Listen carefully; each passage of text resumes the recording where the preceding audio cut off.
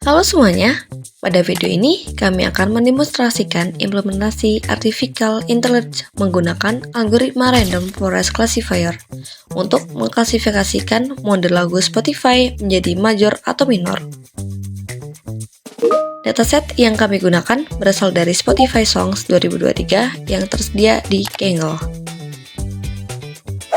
Mari kita mulai dari tahapan pertama, yaitu proses import library. Pada bagian ini, kami mengimpor seluruh library yang digunakan. Library pantas digunakan untuk membaca dan mengolah dataset. NumPy digunakan untuk proses komputasi numerik. Matplotlib dan Seaborn digunakan untuk membuat visualisasi data. Selanjutnya, kami mengimpor Random Forest Classifier sebagai algoritma utama machine learning serta beberapa fungsi evaluasi seperti accuracy score, classification report, dan confusion matrix. Setelah seluruh library berhasil dimuat, langkah berikutnya adalah membaca dataset Spotify menggunakan fungsi write_CSV. Dataset kemudian disimpan ke dalam variabel df sehingga dapat digunakan pada tahapan selanjutnya. Pada tahap preprocessing, kami mulai membersihkan data. Pertama, kolom strings dikonversi menjadi data numerik menggunakan fungsi toNumeric. Tujuannya agar data dapat diproses oleh algoritma machine learning. Selanjutnya, kami menentukan fitur yang akan digunakan sebagai input model. 8 fitur audio dipilih, yaitu BPM, Danceability, Valence, Energy, Acousticness, Instrumentalness, Liveness, dan Speechness. Sedangkan target yang ingin diprediksi adalah kolom mode yang berisi dua kelas, yaitu major dan minor. Setelah itu, kami menghapus data yang memiliki nilai kosong menggunakan fungsi dropNull. Dengan demikian, model hanya akan mempelajari data yang valid sehingga hasil prediksi menjadi lebih baik.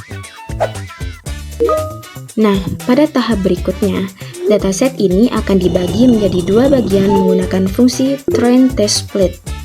Pembagiannya adalah 80% data akan digunakan sebagai data latih atau training data, sedangkan 20% sisanya akan dialokasikan sebagai data uji atau testing data. Pembagian ini bertujuan supaya model AI kami nantinya dapat diuji menggunakan data baru yang benar-benar belum pernah dipelajari atau dilihat oleh sistem sebelumnya. Nah, kemudian kami membuat objek model menggunakan algoritma Random Forest Classifier dengan jumlah 100 pohon keputusan atau yang biasa disebut dengan 100 decision trees. Di sini, kami juga mengunci parameter random state sama dengan 42. Hal tersebut sangat penting dilakukan supaya hasil eksperimen dan nilai akurasi yang diperoleh selalu konsisten setiap kali program tersebut dijalankan ulang. Garis kode inilah yang merupakan inti dari seluruh proses machine learning pada proyek kami. Kami menggunakan fungsi feed untuk memulai proses pelatihan pada artificial intelligence.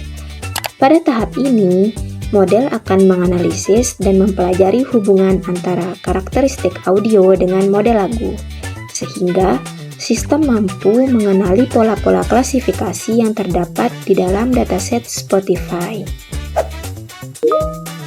Nah, setelah proses pelatihan selesai, model kemudian digunakan untuk melakukan prediksi menggunakan fungsi predik. Setelah itu, model akan mencoba menebak apakah data baru termasuk ke dalam kategori major atau minor.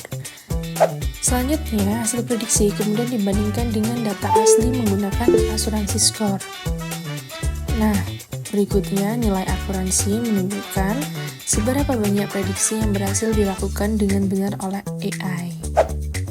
Selain akurasi, kami juga menggunakan classification report. Nah, laporan ini memberikan informasi mengenai nilai precision, recall, dan F1 score sehingga performa model dapat dianalisis secara lebih rinci. Kemudian, kami membangun confusion matrix. Nah, di sini visualisasi ini menunjukkan jumlah prediksi yang benar maupun yang salah. pada masing-masing kelas sehingga memudahkan analisis terhadap performa model. Grafik ini menunjukkan tingkat pengaruh masing-masing fitur terhadap keputusan AI. Jadi, semakin besar nilai feature importance, maka semakin besar pula kontribusi fitur tersebut dalam menentukan apakah sebuah lagu memiliki mode major atau minor.